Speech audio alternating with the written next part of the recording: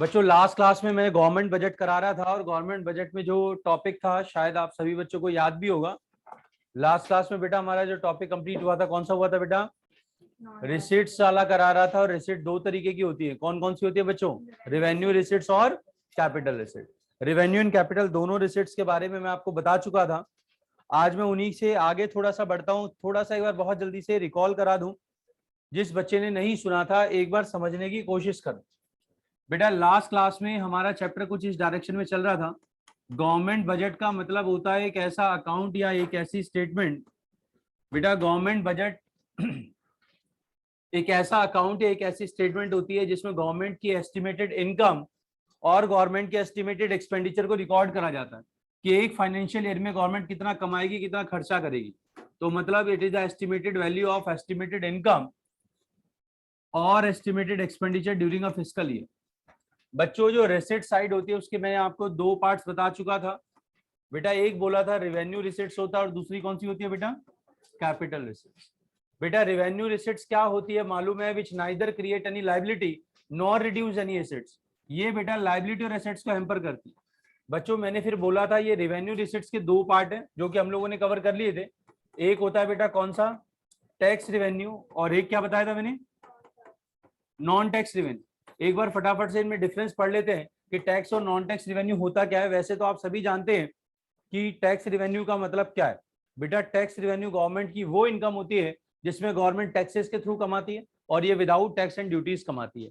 ये गवर्नमेंट की compulsory income है, ये कंपलसरी इनकम नहीं है। ये डायरेक्टली हैम्पर करती है, नहीं करती। कुछ छोटी बातें हैं, डिफरेंस लिखें। एक छोटा सा डिफरेंस मेंशन कीजिएगा बेटा, tax revenue and non tax revenue. छोटे छोटे पॉइंट्स को अपने रजिस्टर्स में मेंटेन जरूर करें। ये सारे पॉइंट्स आपको बहुत हेल्प करेंगे जब आप फाइनल प्रिपरेशन की तरफ जाएंगे।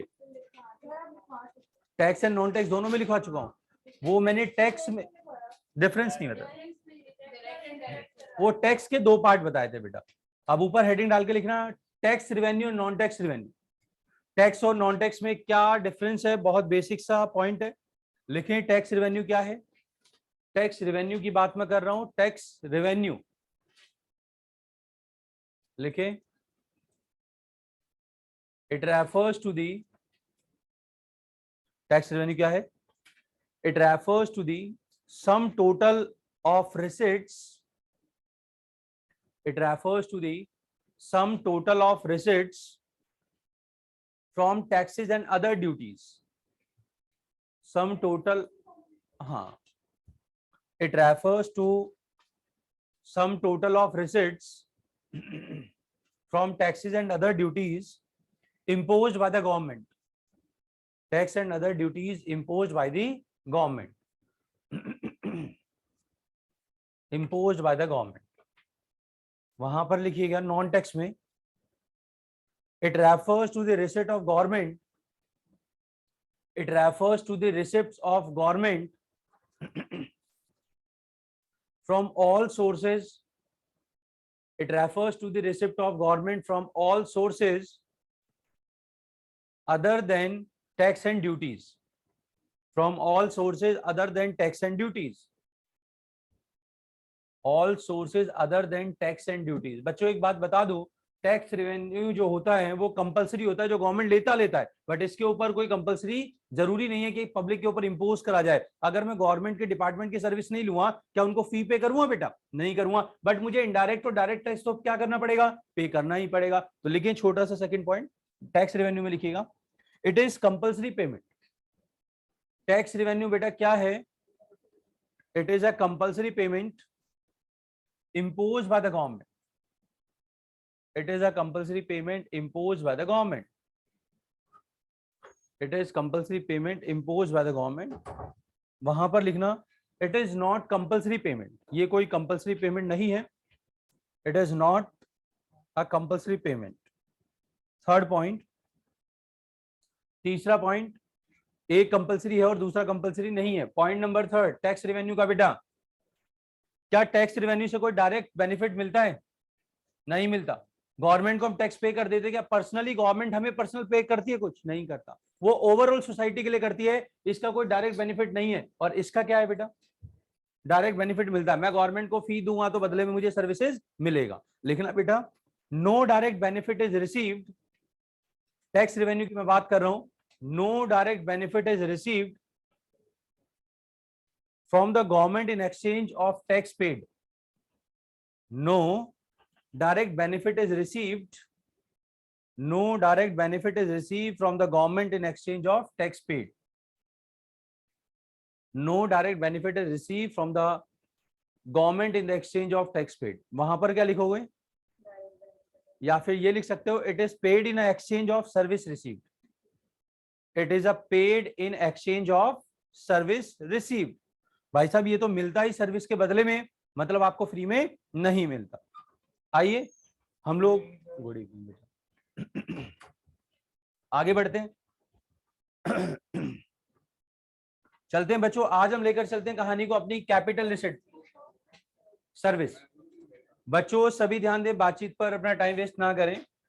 बच्चों रेवेन्यू रिसिट्स के मैंने दोनों पार्ट आपको स्प्लिट करा दिए हैं, समझा दिए हैं, और ये भी बताया था कि टैक्स के भी दो पार्ट होते हैं, डायरेक्ट और क्या बच्चों, इनडायरेक्ट। अब जो क्लास चलने वाली है वो कैपिटल रिसिट्स की चलेगी। वैसे तो सभी बच्चों को मालूम है कि जी कैपिटल रिसिट्स क्या होता है। कैपिटल रिसिट्स गवर्नमेंट की वो इनकम होती है विच आइदर, क्या बच्चों, विच आइदर क्रिएट एनी क्या लाइबिलिटी और रिड्यूस एनी एसेट। भाई साहब या तो आपकी इससे कोई लाइबिलिटी क्रिएट हो जाएगा, या फिर इस पैसे के आने से आपकी एसेट्स क्या हो जाएंगी, कम हो जाएगी। जैसे मैं छोटा सा एग्जांपल दे रहा हूं, इसके जो कंपोनेंट है उसमें सबसे पहले आती है बोरोविंग। अब सोचकर देखना, अगर हमारे देश की गवर्नमेंट ने बोरोविंग कहीं से भी लिया है, चाहे देश के डोमेस्टिक सोर्स से बोरोविंग करें, चाहे हम फॉरेन कंट्री से बोरोविंग करें, चाहे इंटरनेशनल मॉनेटरी फंड से पैसा लें, कहीं से भी पैसा लेने के बाद आपकी फ्यूचर की क्या बढ़ जाएगी बच्चों, लाइबिलिटी बढ़ेगा। इसलिए ये जो इनकम का सोर्स हो किसका पार्ट है बेटा, कैपिटल एसेट। बेटा दूसरा पॉइंट मैं कह सकता हूं डिसइन्वेस्टमेंट। आप सभी बच्चों को मालूम है डिसइन्वेस्टमेंट का मतलब होता है कई बार सरकार के पास ना फंड्स नहीं होते, तो सरकार अपनी फंड्स को अरेंज करने के लिए अपनी फिक्स एसेट्स को क्या करते हैं, सेल करते हैं। अपनी फिक्स एसेट्स को बेच के जो पैसा कमाया गया उससे पैसा तो आएगा, बट उसके ऊपर से कंट्रोल क्या हो जाएगा, खत्म हो जाएगा। मतलब उनकी एसेट्स क्या हो जाएगी बेटा, रिड्यूस हो जाएगा। वो सारा पैसा जब गवर्नमेंट अपनी एसेट्स को बेच के कमाता है तो बेटा वो क्या कहलाती है, डिस इन्वेस्टमेंट। और तीसरी चीज बता दूं जो शायद आपने सुना हो, दैट इज स्मॉल सेविंग। बच्चों स्मॉल सेविंग का मतलब क्या होता है, आपने देखा होगा हमारे देश की गवर्नमेंट पब्लिक को बहुत ज्यादा मोटिवेट करती है कि आप भाई साहब हमारी स्कीम्स में क्या करें, पैसा लगाएं। आपको जैसे मैं कुछ स्कीम्स के बारे में बताऊं, post office saving schemes government चलाती है, कहती है कि आप अगर फिक्स टाइम के लिए हमारे पास पैसा जमा करेंगे तो इतने सालों के बाद हम इतना पैसा एक्स्ट्रा आपको देंगे। बेटा गवर्नमेंट लड़कियों के लिए स्पेशली सुकन्या समृद्धि योजना चलाती है। उस योजना के अंतर्गत क्या होता है, आपको कंपाउंड इंटरेस्ट काफी ज्यादा हाई मिलता है, बट गवर्नमेंट इज लाइबल कि जैसे ही वो टाइम कंप्लीट हो जाएगा तो आपको हाईली इंटरेस्ट अमाउंट उनको पे करना पड़ेगा। तो गवर्नमेंट के पास रेगुलर पैसा तो आएगा डिपॉजिट की फॉर्म में, बट फिक्स टाइम के बाद वो पैसा एक रिटर्न फॉर्म में भी आपको देना पड़ेगा। तो इन शॉर्ट बेटा कैपिटल रिसिट्स में सारी चीजें इंक्लूड होती है जो गवर्नमेंट की लायबिलिटी और एसेट्स को हैम्पर करती है। आइए हम लोग लिखते हैं, ऊपर हेडिंग डालना कैपिटल रिसिट्स और उसके सोर्स, वो हमने डिस्कस नहीं किया था। लिखें बेटा कैपिटल रिसिट्स, एक छोटी सी हेडिंग डालना कैपिटल रिसिट्स, बिल्कुल भी फालतू की चीजें नहीं लिखवाऊंगा। लिखना capital receipts, those receipts, capital receipts क्या है बेटा, लिखना those receipts which either create a liability, which either create a liability or cause a reduction in assets, which either create a liability or cause a reduction in assets। या तो आपकी liability create होगा या फिर आपका assets क्या हो जाएगा बेटा, कम। इसके सोर्स लिखना या इसके कंपोनेंट लिखना। सोर्स क्या है, ऊपर हेडिंग डालो source of capital receipts. Capital receipts के सोर्स क्या है, गवर्नमेंट कहां से कैपिटल रिसिट्स की फॉर्म में पैसा ला सकती है। सोर्स ऑफ कैपिटल रिसिट्स, पहला पॉइंट बच्चों that is borrowings. Borrowings government के पास एक बहुत अच्छा सोर्स है जहां से वो फंड्स का अरेंजमेंट कर सकती है। बट बेटा बोरोविंग्स कहीं से भी हो सकती है, कहां से होगी लिख लो पहले। Borrowings are the funds raised by the government, borrowings are the funds raised by the government to meet excess expenditure,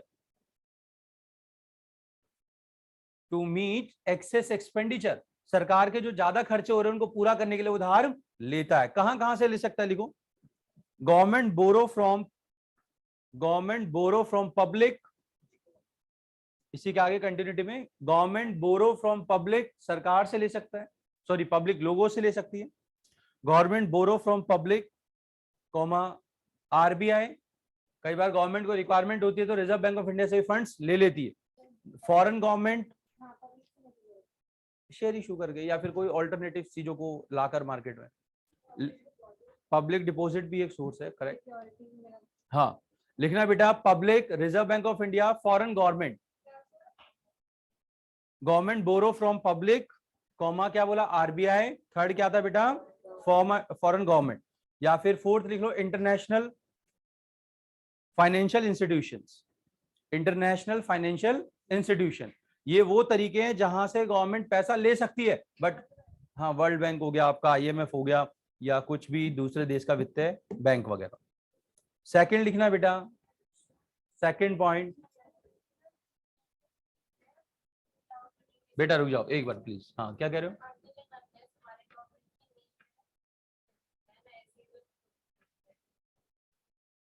नहीं नीड के ऊपर डिपेंड नहीं करता, कई बार इस चीज के ऊपर डिपेंड करता है, नीड से ज्यादा हमारी कंट्री की ग्रोथ के लिए क्या वो प्रोग्रेस कार्ड की फॉर्म में काम करेगा। मान लो हमारे देश को रिक्वायरमेंट नहीं है, हमारा देश प्रॉपरली चल रहा है, बट हमारी गवर्नमेंट चाहती है कि हम 10 साल के बाद हम ग्रोथ करें, तो ग्रोथ के लिए एक्सेस किसकी रिक्वायरमेंट होती है, फंड्स की, तो हो सकता है वो उस अपॉर्चुनिटी या उस सोच के साथ भी वो पैसे को ले सकती है। ये डिपेंड करता है, ये सारी चीजें क्रॉस चेक करने के बाद ही आपको देंगे कि वो आपका फंड जहां लगेगा आपके रिटर्न के चांसेस हैं या नहीं है, आपका फंड इकोनॉमी की ग्रोथ को बढ़ाएगा नहीं बढ़ाएगा, वो सारे पैरामीटर होते हैं जिसके बेसिस पर लोन इशू करा जाता है। ऐसा नहीं है कि मैंने बोल दिया मुझे 10 लाख करोड़ चाहिए और सरकार मुझे दे देगी, नहीं भाई, आपके उस पैसे का यूटिलाइजेशन कहाँ होगा और रिटर्न अवेलेबिलिटी क्या है उसके बेसिस पर लोन मिलेगा। नेक्स्ट पॉइंट लिखें बेटा, ये बेटा बातचीत बंद करा करो, लिखें डिसइन्वेस्टमेंट, सेकेंड सोर्स बच्चों डिसइन्वेस्टमेंट होता है। डिसइन्वेस्टमेंट का मतलब मैं लिखवाऊंगा नहीं, आप सभी को मालूम है क्या होता है डिसइन्वेस्टमेंट, ब्रैकेट में लिख लो, क्या लिखोगे, सेल ऑफ फिक्स एसेट्स, केवल समझने के लिए फिक्स, हाँ sale of fix asset to private one, private public को अगर हम पैसा, प्राइवेट पब्लिक को अगर अपनी एसेट्स को सोल्ड कर रही है गवर्नमेंट तो डिसइन्वेस्टमेंट है बेटा, और इसको एक्सप्लेन करने की रिक्वायरमेंट भी नहीं है, और डिसइन्वेस्टमेंट करने से पैसा तो आएगा बट एसेट्स पे कंट्रोल क्या हो जाएगा, कम हो जाएगा। तीसरा पॉइंट लिखिएगा, थर्ड पॉइंट स्मॉल सेविंग्स, तीसरा सोर्स है स्मॉल सेविंग्स, इसको थोड़ा सा लिख लें,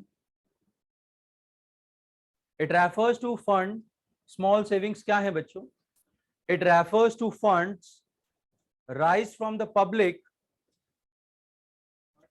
funds raised from the public, raise from the public in the form of post office deposits, in the form of post office deposits, सरकार कहती है कि हमारे पोस्ट ऑफिस सेविंग स्कीम में पैसा जमा कराएं, इन दी फॉर्म ऑफ, भाई तेरे को मालूम होना चाहिए हमारे हिंदुस्तान के हर एक कोने में बैंक हो या ना हो मगर वहां पर क्या है, तो वो उनको इनिशियल तौर पे जब बैंक स्टैब्लिश नहीं थे तो उनको फाइनेंशियल इंस्टीट्यूशन की तरह ही डील करते थे, लोग अपनी छोटी छोटी सेविंग्स को वहां पे डिपॉजिट करते थे बेटा, पोस्ट ऑफिस सेविंग डिपॉजिट्स या पोस्ट ऑफिस डिपॉजिट, कॉमा आपने शायद ये नाम सुना हो, एनएससी सुना है बेटा, national saving certificate, government issue करती है, लिखो नेशनल सेविंग सर्टिफिकेट, या तो पोस्ट ऑफिस में जमा करा दो या फिर नेशनल सेविंग सर्टिफिकेट, और एक और तरीका बताता हूं दैट इज किसान विकास पत्र, गवर्नमेंट फार्मर्स के लिए एक इशू करती है, पब्लिक के लिए करती है, किसान विकास क्या बेटा पत्र, ये सारे सर्टिफिकेट्स हैं जो आप खरीद सकते हैं और बदले में गवर्नमेंट को पैसा दे सकते हैं, national saving certificate,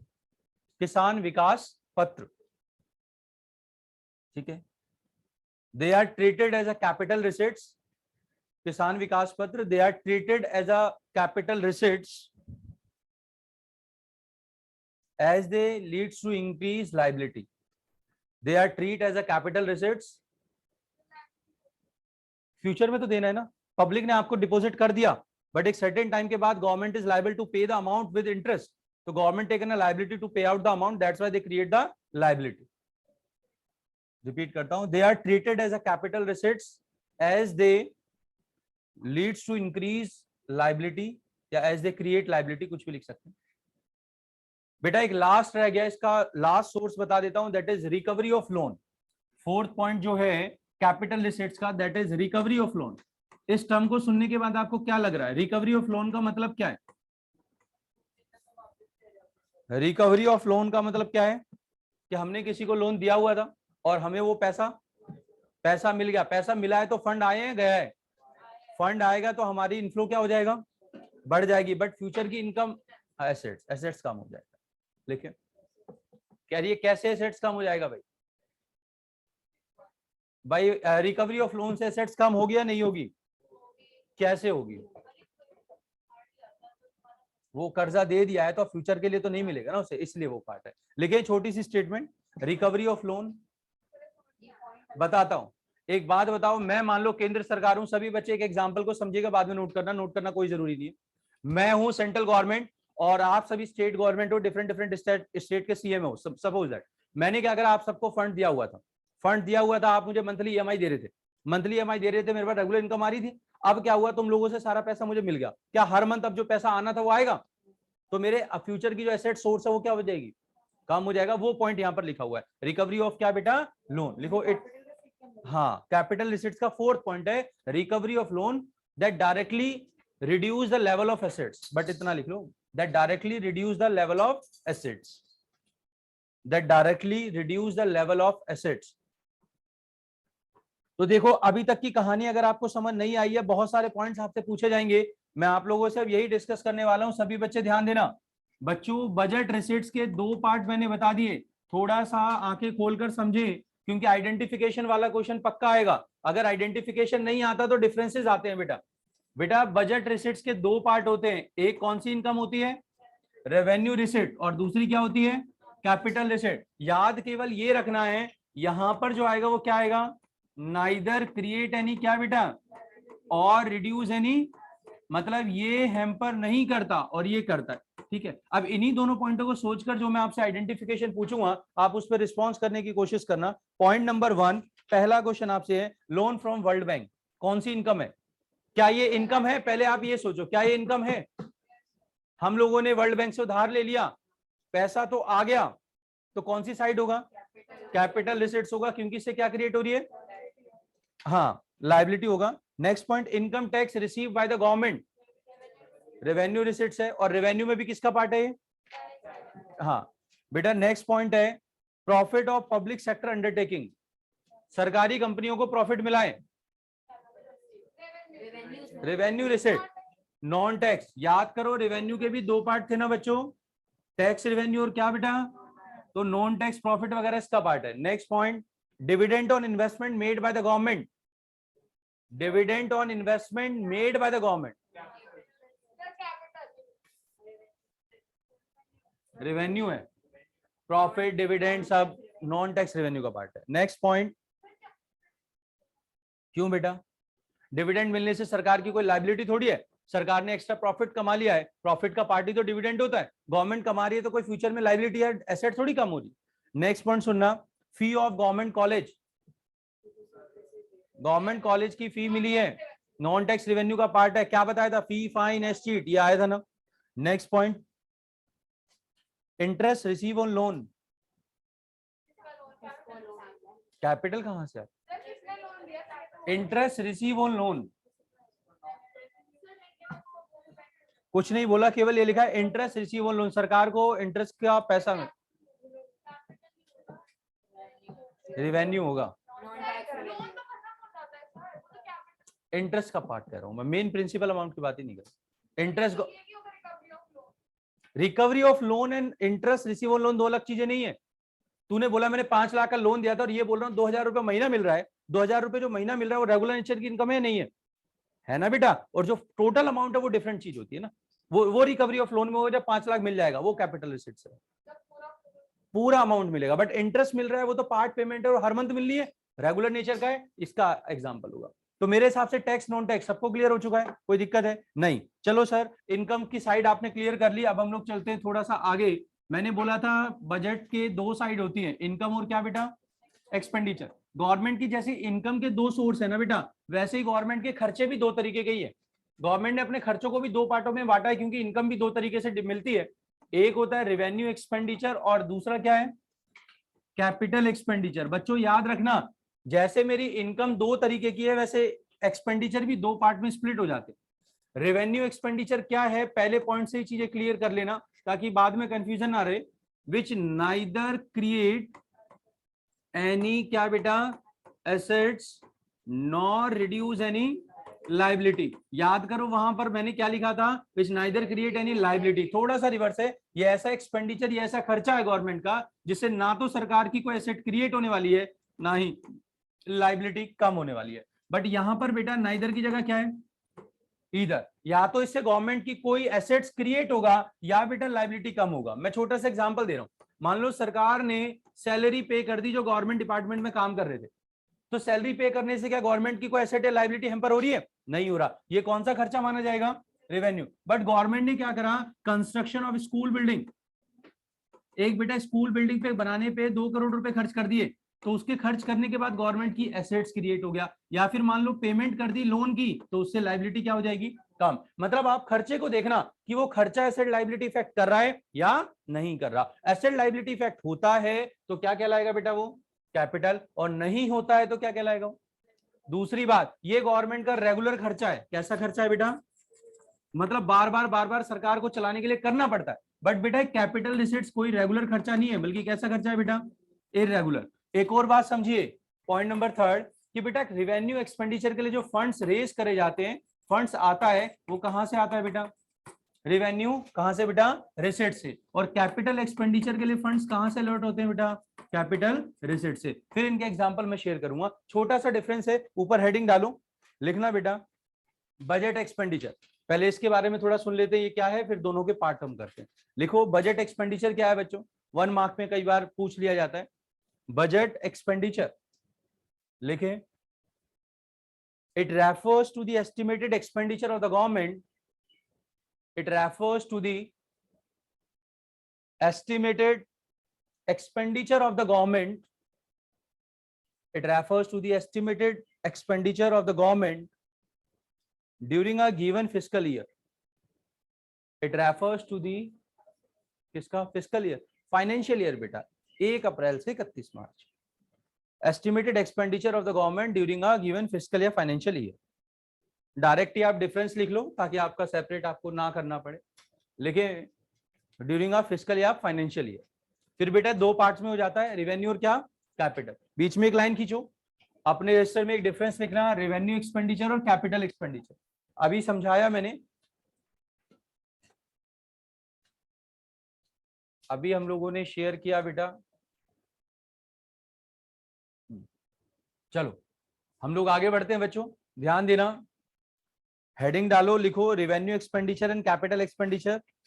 first point revenue capital का बच्चों फटाफट से नोट कर लो डिफरेंस की फॉर्म में। पहला पॉइंट बिल्कुल सिंपल है, it neither create any assets nor reduce any liability of the government. It neither create any assets, first point सभी मेंशन कर सकते हैं बहुत इजी वे से। It neither create any assets nor reduce any liability of the government. Neither create any asset, जब आप ये सारे पॉइंट्स लिखोगे ना तो आपको आधे से ज्यादा चीजें खुद याद हो जाती हैं। Neither create any assets nor reduce any liability of the government, वहां पर रिवर्स लिख लो, नाइदर की जगह आइदर करना है कि या तो भाई हमारी एसेट्स, समझ गए, क्रिएट होगा या सॉरी क्रिएट हो जाएगा या लायबिलिटी कम होगा। Which either create any assets और reduce any liability of the government, either create any assets और reduce any liability of the government. कोई बच्चा मुझे क्लास में बताएगा कि आखिर इसका उद्देश्य क्यों होता है, ये रेवेन्यू एक्सपेंडिचर गवर्नमेंट करती क्यों है? What are the main purpose? ताकि गवर्नमेंट अपने रनिंग डिपार्टमेंट को प्रॉपर्ली रन कर सके। बेटा गवर्नमेंट डिपार्टमेंट को चलाने के लिए भी कुछ क्या चाहिए? खर्चे चाहिए ना भाई। गवर्नमेंट अपने फंक्शन को प्रॉपर्ली कर सके इसलिए सरकार को रेगुलर बेसिस पे करना पड़ता है। और बेटा ये एसेट्स क्रिएट करने के लिए करी जाती है, ये लायबिलिटी को कम करने के लिए। तो दोनों के पर्पस अलग है। लिखना रेवेन्यू एक्सपेंडिचर का पर्पस लिखना, it is incurred for normal running of the government departments. It is incurred for normal running of government departments, normal running of government departments and provision of various services. It is incurred for, क्या बोला बेटा मैंने, normal running of government departments and provision of their services. और इसका main काम कुछ और होता है, देखना, it's main purpose acquisition of assets, अधिग्रहण जिसे बोलते हैं, it's main purpose acquisition of क्या बेटा, एसेट्स। मतलब ये जो होता है एक्विजिशन करता है, अधिग्रहण करता है, आपका कंट्रोल देता है कि भाई मैंने ये खरीद लिया। सरकार अगर एक फ्लाईओवर बना दे तो उसके ऊपर पूरा कंट्रोल किसका है, सरकार का है। सरकार ने एक यूनिवर्सिटी बना दी तो पूरा कंट्रोल किसका है, गवर्नमेंट का है। तो एसेट्स के ऊपर कंट्रोल करने के लिए जो खर्चे होते हैं वो सारे खर्चे कौन से बेटा, कैपिटल। और जो गवर्नमेंट के डिपार्टमेंट को चलाने के लिए जो वहां की सैलरी पे करना है या छोटे मोटे एक्सपेंसेस हैं रेगुलर नेचर के, वो सब किस में आते हैं बेटा, रेवेन्यू। तो दोनों का नेचर समझो। Point number third, point third लिखिएगा, they are regular and recurring in nature. Obvious है कि रिवेन्यू एक्सपेंडिचर जो होता है वो रेगुलर एंड रिकरिंग नेचर का है बेटा, they are regular and recurring in nature, regular and recurring in nature.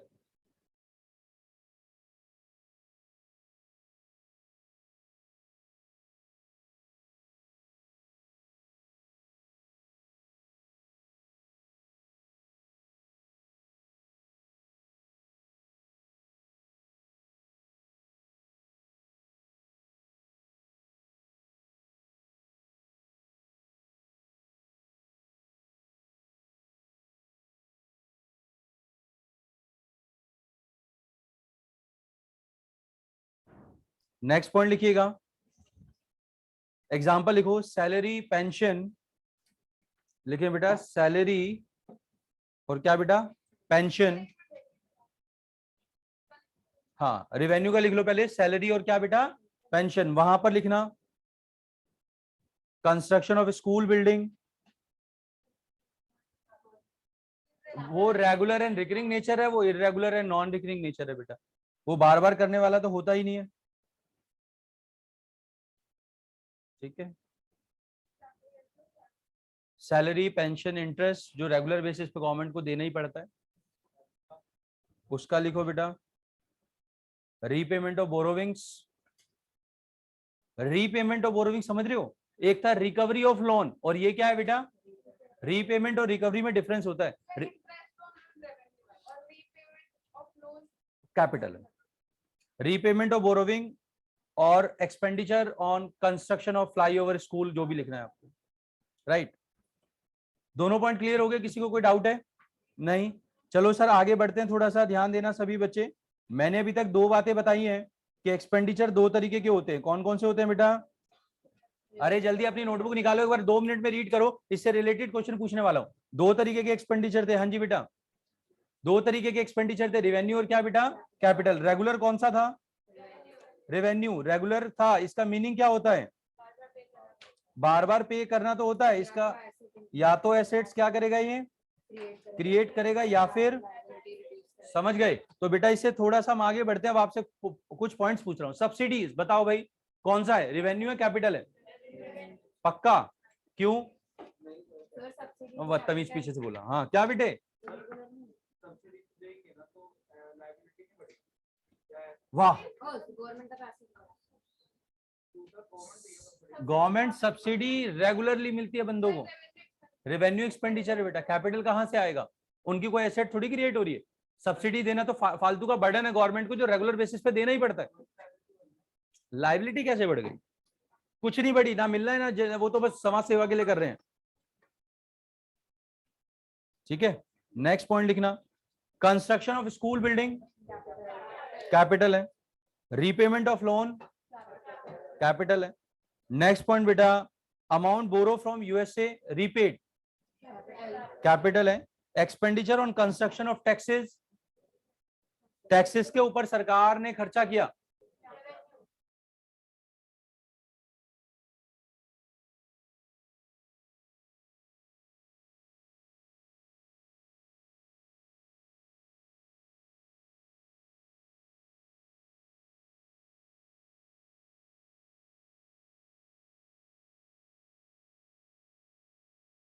Site बनानी पड़ती है, मेंटेनेंस खर्चा होता है कुछ, वो रेगुलर बेसिस पर खर्च होंगे ना। एसेट तो लॉन्ग टर्म है, वो रिसोर्स तो कभी भी चेंज कर लेते ना बेटा। ठीक है, कौन सा? एक्सपेंडिचर और परचेजेस ऑफ क्या बेटा? टैक्सेस। देखो भाई एक सिंपल सा एग्जांपल पहले सुन लो। मैंने आपसे क्या बोला? मैंने ये बोला है कि भाई क्या हुआ है, टैक्सेस के ऊपर गवर्नमेंट ने खर्चा करा, एक टैक्स को कलेक्ट करने के लिए कोई ना कोई सोर्स क्रिएट करना पड़ेगा, जो हर बार गवर्नमेंट चेंज करती रहती है, कभी वेबसाइट में चेंज करती है, कभी क्या करती है एम्प्लॉय हायर करा देती है, कभी डिपार्टमेंट में कोई चेंज करती है, रूल्स चेंज कर देती है, रेट जीएसटी के ऊपर नीचे कर देती है, ये हाँ हमेशा रेगुलर है। सेंसस वन टाइम होता है, 10 साल में एक बार, वो कैपिटल नेचर का होगा। ठीक है, अगला पॉइंट सुनना भाई। Next point, expenditure on scholarship. बताइए भाई, एक्सपेंडिचर ऑन क्या बेटा? स्कॉलरशिप। क्या कहलाएगा भाई ये? कैपिटल एक्सपेंडिचर है, रिवेन्यू है, रिवेन्यू रेगुलर है। सुनो सुनो, बोलो पहले अपना अपना बोलो, अपना बोलो। हो गया, क्लियर कर लिया क्या होता है? हो गया, समझ आ गया? चलो आगे बढ़ो, फिर तुम लोग चुप ही नहीं रह रहे हो। मैंने पॉइंट क्या बोला? एक्सपेंडिचर बेटा जो रेगुलर नेचर का है, जो सरकार को बार बार करना है, जिसके रिटर्न में कुछ नहीं मिलने वाला है, वो सारे ही खर्चे कैसे होते हैं? तो एक बात बताओ, सरकार सब्सिडी दे रही है, ये स्कॉलरशिप दे रही है, ये एक साल के बाद बंद तो नहीं कर देगी ना? ये गवर्नमेंट को रेगुलर बेसिस पे हर बार बार बच्चे आएंगे जाएंगे आएंगे जाएंगे, देना ही पड़ेगा। ये खर्चा गवर्नमेंट का कौन सा खर्चा कहलाएगा? रेवेन्यू। लिख लो बेटा इस पॉइंट को, expenditure on scholarship, expenditure on क्या बेटा? स्कॉलरशिप कौन सा खर्चा आपका? Revenue expenditure. रीजन भी लिख लो, रीजन भी लिखें, रीजन लिखना। इट वही definition, it neither create any liability nor reduce any asset.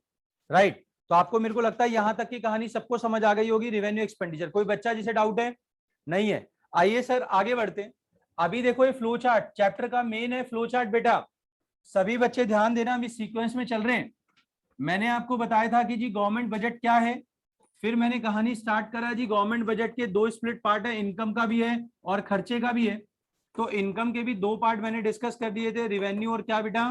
Capital. ऐसे ही बेटा खर्चे के भी अभी आपको दो बता दिए, रिवेन्यू एक्सपेंडिचर और क्या बेटा? Capital expenditure. ये रिवेन्यू एक्सपेंडिचर भी दो था, टैक्स और क्या बेटा? Non tax. ये सब डिस्कस हो चुका है। अब बात आती है सर, ये जो बजट जब बन जाता है तो इसको प्रेजेंट करने के तीन तरीके, ये बजट तीन तरीके से प्रेजेंट हो सकता है। या तो बजट बेटा हमारा डेफिसिट होगा, जो हमारे कंट्री में तो हमेशा यही शो करते हैं। कई कंट्रियों में जो अच्छी कंट्री है उसमें बजट कैसा पेश होता है, या फिर कैसा पेश हो सकता है? बैलेंस। तीन तरीके के बजट के काइंड हो सकते हैं, डेफिसिट, सरप्लस और बैलेंस। डेफिसिट का मतलब होता है घाटा, मतलब एक ऐसी सिचुएशन जिसमें गवर्नमेंट का एक्सपेंडिचर ज्यादा है और गवर्नमेंट की इनकम क्या है बेटा? कम। सरकार अपनी इनकम से अगर ज्यादा खर्चा करेगा, क्या वो इकोनॉमी के वेलफेयर के लिए अच्छी बात है? नहीं है, क्योंकि फ्यूचर की लाइबिलिटी लगातार क्या होंगी? बढ़ रही है। तो बेटा जब एक्सपेंडिचर ज्यादा इनकम कम है तो डेफिसिट बजट। और सरप्लस का मतलब है जब गवर्नमेंट की इनकम का सोर्स है ज्यादा और गवर्नमेंट के खर्चे के सोर्स क्या है बेटा? कम। और बैलेंस बजट हम उसे बोलते हैं जिसमें budget expenditure is equal to budget क्या बेटा? ठीक है, तो छोटी छोटी कहानी सुनेंगे। ये दोनों सिचुएशन तो हमारी कंट्री के लिए फेवरेबल है, किसी भी कंट्री के लिए। बट प्रॉब्लम कब आती है बेटा? जब डेफिसिट होता है। और ये डेफिसिट बड़ा खतरनाक होता है क्योंकि हमारी इकोनॉमी को बहुत तरीके से डेंट देता है, बहुत तरीके की प्रॉब्लम क्रिएट करके जाता है। तो ये रेवेन्यू डेफिसिट, ये सॉरी डेफिसिट तीन तरीके के, एक होता है बेटा रेवेन्यू डेफिसिट, एक होता है बेटा फिस्कल डेफिसिट, और एक होता है बेटा प्राइमरी डेफिसिट। ये तीनों डेफिसिट हमें प्रॉपरली समझने और इनके समझने इम्प्लीकेशन, इनका नेगेटिव इफेक्ट क्या होगा, क्योंकि बेटा डेफिसिट का कभी भी क्या नहीं हो सकता, कोई पॉजिटिव इफेक्ट। तो इन तीनों के बारे में हम चर्चा करेंगे। पहले हम बजट के काइंड पढ़ते हैं। ऊपर हेडिंग डालो, लिखना kinds of government budget. Kinds of क्या बेटा? गवर्नमेंट क्या बच्चों? बजट। पहला लिखना, हाँ जी हाँ जी, kinds of government budget, kinds of government क्या बेटा? बजट। लिखें, पहला लिखना सरप्लस बजट, लिखो सरप्लस बजट।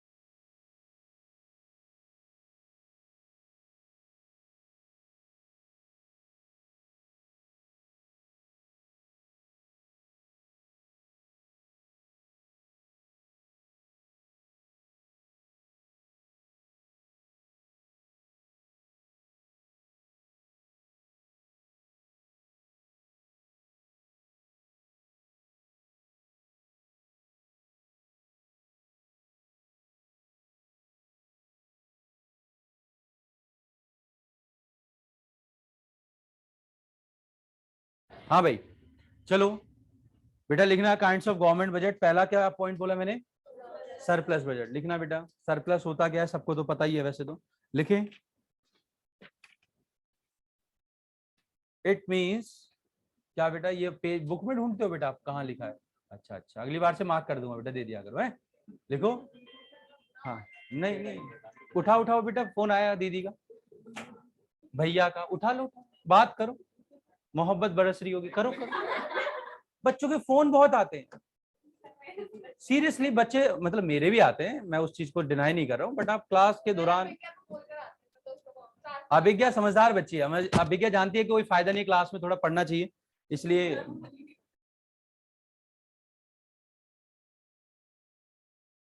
हेडिंग डालो। इट रेफर, क्या बोला मैंने, it means budget receipts, it means budget receipts is more than budget expenditure. It means budget receipts is more than budget expenditure. Budget receipts is more than budget expenditure, and that shows favorable, and that shows favorable situation for economy, and that shows favorable situation for economy. और बेटा यही surplus budget economy के parameter को बढ़ाने का भी काम करता है। जिस कंट्री में सरप्लस बजट है वो इकोनॉमी ग्रो तेजी से करता है। लिखना सेकंड पॉइंट खुद लिख लो बेटा। सरप्लस के बाद कौन सा लिख सकती हूँ, बैलेंस लिखो। बैलेंस बजट तो बहुत सामान्य सा है बेटा, बहुत बेसिक है। बैलेंस बजट क्या होता है भाई, व्हेन बैलेंस, हाँ, रिसीट इज इक्वल टू क्या, एक्सपेंडिचर। लिखो फटाफट।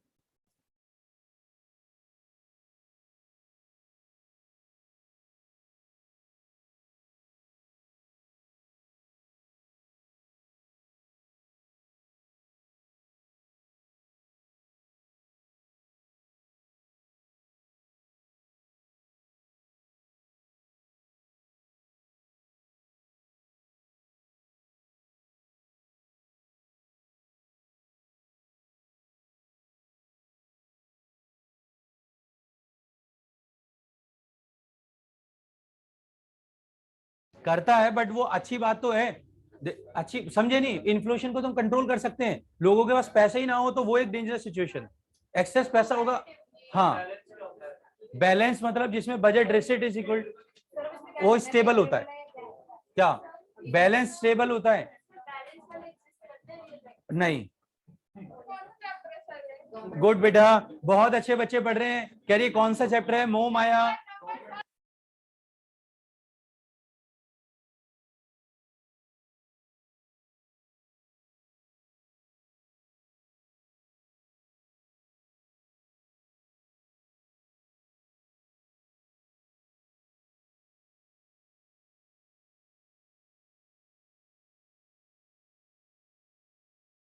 बहुत इजी है, जिसमें budget receipt is equal to क्या बेटा, एक्सपेंडिचर। ये तो बहुत सामान्य सी बात है भाई, जल्दी करो। डेफिसिट बजट लिखो, चलो लिखो। डेफिसिट बजट क्या होता है, लिखें। इफ, हाँ कम होता है, बिल्कुल सही लिखो। If estimated government receipts, if estimated government receipts are less than, if government estimated receipts are less than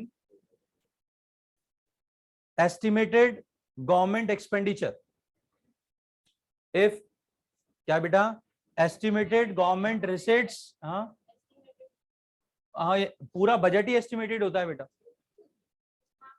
बिल्कुल कटेंगे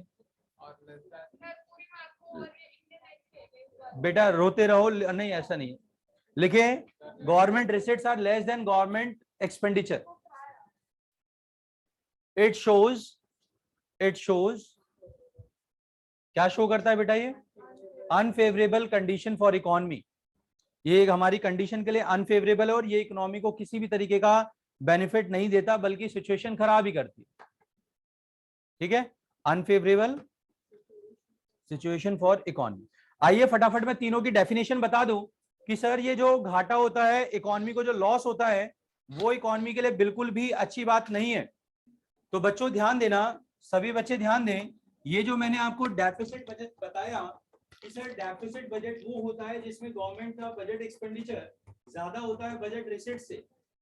बट ये जो डेफिसिट बजट है उसके 3 कैटेगरी आपको समझाएं, केवल मैं डिफाइन बताऊंगा, इससे आगे नहीं कराऊंगा, सभी बच्चे ध्यान दें। बेटा पहला डेफिसिट होता है रेवेन्यू डेफिसिट। बच्चों रेवेन्यू डेफिसिट वो होता है जिसमें गवर्नमेंट का रेवेन्यू एक्सपेंडिचर ज्यादा होता है रेवेन्यू किससे बेटा, रिसीट से। मतलब गवर्नमेंट के रेगुलर खर्चे ज्यादा है और रेगुलर इनकम कम है, तो ऐसी सिचुएशन को क्या बोलते हैं बेटा, रेवेन्यू डेफिसिट। दूसरी डेफिसिट जो इकोनॉमी में सबसे ज्यादा देखने को मिलता है वो कौन सा होता है बेटा, फिस्कल डेफिसिट। मतलब जब गवर्नमेंट का टोटल एक्सपेंडिचर ज्यादा हो जाता है टोटल किससे, रेवेन्यू या रिसीट से। बट याद रखना बोरोविंग्स को यहाँ पर इनकम का पार्ट कंसीडर नहीं करें। तो बेटा जब टोटल एक्सपेंडिचर टोटल रिसीट से ज्यादा है तो इसको फिस्कल डेफिसिट बोला जाता है। तीसरा डेफिसिट होता है प्राइमरी। सर प्राइमरी डेफिसिट कुछ नहीं केवल इंटरेस्ट शो करता है। प्राइमरी डेफिसिट को निकालने का तरीका है कि फिस्कल डेफिसिट में से माइनस कर दो आप किसकी पेमेंट बेटा, इंटरेस्ट पेमेंट। मतलब तीनों डेफिसिट कुछ ना कुछ दिखाते हैं। पहला डेफिसिट शो करता है कि गवर्नमेंट का रेगुलर खर्चा कितना ज्यादा हो रहा है। दूसरा डेफिसिट ये शो करता है कि गवर्नमेंट टोटलिटी में कितने घाटे में। और तीसरा डेफिसिट ये शो करता है कि गवर्नमेंट को उस घाटे से रिकवर करने के लिए या जो गवर्नमेंट को घाटे के अलावा जो एक्स्ट्रा पैसा इंटरेस्ट फॉर्म की देना पड़ रहा है वो कितना है। ये तीनों डेफिसिट इकोनॉमी के लिए डेंजरस है। इनका इंप्लीमेंटेशन अलग अलग है, वो मैं आपको कराऊंगा नेक्स्ट क्लास। हाँ हो सकता, लिखे ऊपर हेडिंग डालें रेवेन्यू डेफिसिट, केवल डिफाइन लिखा इससे आगे कुछ नहीं करना। लिखना revenue deficit, revenue deficit, revenue deficit. It refers to the excess of revenue expenditure.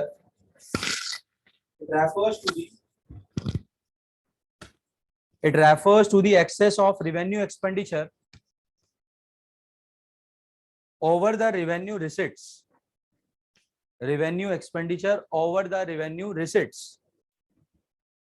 It refers to excess of क्या बेटा, revenue expenditure over revenue क्या बेटा, receipts during the given financial year, during the given financial क्या बेटा year। इसका छोटा सा formula भी लिख लो, आगे चल के काम आएगा। न्यूमेरिकल भी इसके छोटे छोटे आएंगे। ये फॉर्मूला है छोटा सा कि भाई revenue deficit is equal to revenue expenditure minus revenue receipts. यहां तक अगर किसी बच्चे को कोई डाउट है तो मुझसे पूछो। पहले आज की क्लास पूरी एक बार देखो स्टार्टिंग से। मैंने आज कहां से पढ़ाना स्टार्ट करा था, मैं था कैपिटल रिसीट्स पे। कैपिटल रिसीट इनकम का सोर्स बताया था। फिर हाँ पढ़ो एक बार सारा टॉपिक, एक बार रिकॉल करो। किसी को कोई डाउट तो पूछो। बेटा जो बच्चे ऑनलाइन क्लास में भी मेरे साथ एसोसिएट हैं उनको अगर किसी टॉपिक में कोई प्रॉब्लम आ रही है तो प्लीज मुझसे बात कर सकते हैं। Akshita, no sir. Angelina, no sir. Dishita, समझ आ गया बेटा?